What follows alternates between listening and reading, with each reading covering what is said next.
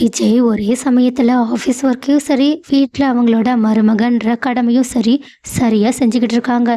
ஏன்னா ஆஃபீஸில் அவங்களோட பிஏவுக்கு கால் பண்ணி எந்த வேலையாக இருந்தாலும் அதை உடனே முடிக்கணும். ஏதாவது டவுட் இருந்தால் எப்போனாலும் என்கிட்ட கேட்கலான்னு சொல்ல, இன்னொரு பக்கம் சாரதாவுக்கு கால் சொலுக்கிக்கிடுச்சுன்னு சொல்லிட்டு அவங்க இந்த விஷயத்த கேட்ட உடனேயே கொஞ்சம் கூட எதை பற்றியுமே யோசிக்காமல் சாரதாவோட காலில் இருக்க சொலுக்க அவங்களோட மடியில் வச்சே எடுத்து விடுறாங்க.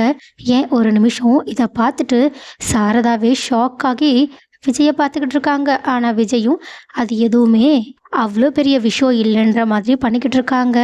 அதே மாதிரி சாரதா இந்த மாதிரி வீட்டை நினச்சி கவலைப்பட்டு அவங்க கிட்ட பேசினதுலேருந்து விஜய்க்கு எப்படியாவது நம்ம அந்த பசுபதி கிட்ட இருந்து அவங்களோட வீட்டை மீட்டு தந்தே ஆகணுன்ற ஒரு எண்ணம் அதிகமாகவே வந்துருச்சு. அதனாலேயே அவங்க நைட்டு குமரனையும் நிவினையும் சந்திச்சு இந்த மாதிரி பசுபதி கிட்ட இருந்து அவ ரூட்டை வச்சு நம்ம அந்த பத்திரத்தை வாங்கி நம்ம அத்தைக்கிட்ட ஒப்படைக்கணும்னு சொல்ல, குமரனும் அவ ரூட்னா என்ன சொல்ல வரீங்க, ஒருவேளை நம்ம அவனை கடத்த போகிறோமான்னு கேட்க, ஆனால் விஜயும் அதுக்கு சிரிச்சுக்கிட்டே நம்ம அவனை கடத்த போகிறது கிடையாது, அவனோட பையனை தான் கடத்த போகிறோன்னு சொல்ல, இதை கேட்டுட்டு குமரனே ஒரு நிமிஷம் ஷாக் ஆயிடுறாங்க. ஆனால் நிவினும் நீங்கள் எதுக்கும் கவலைப்படாதீங்க, அவனை அந்த கார்லேருந்து தொக்கா தனியாக தூக்கிட்டு வர வேண்டியது ஏன் பொறுப்புன்னு சொல்லிட்டு இந்த மாதிரி 3 பேருமே நாளைக்கு எப்படியெல்லாம் பண்ணி ராகவை தனியாக பிரித்து கூட்டிகிட்டு வர போகிறோன்ற பிளானை ரொம்பவே சீரியஸாக போட்டுக்கிட்டு இருக்க. ஆனால் இன்னொரு பக்கமும் இவ்வளோ பெரிய விஷயம் நடந்துக்கிட்டு இருக்கதே தெரியாமல் கங்கா என்னமோ அவங்களுக்கு நடக்கிறது தான் ரொம்ப பெரிய பிரச்சனைன்ற மாதிரி யமுனா கிட்ட நியாயம் பேசிக்கிட்டு இருக்காங்க.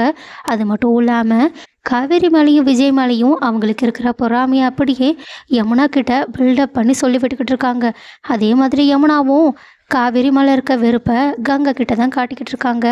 ஆனால் இப்படி இவங்க பேசிகிட்டு இருக்க நேரமாக பார்த்து கரெக்டாக நிவினோட அம்மா வர உடனடியாக யமுனா ஃபோனை கட் பண்ணிவிட்டு நிவினோட அம்மா கிட்ட கொஞ்சம் நார்மலாக பேச ட்ரை பண்ணுறாங்க.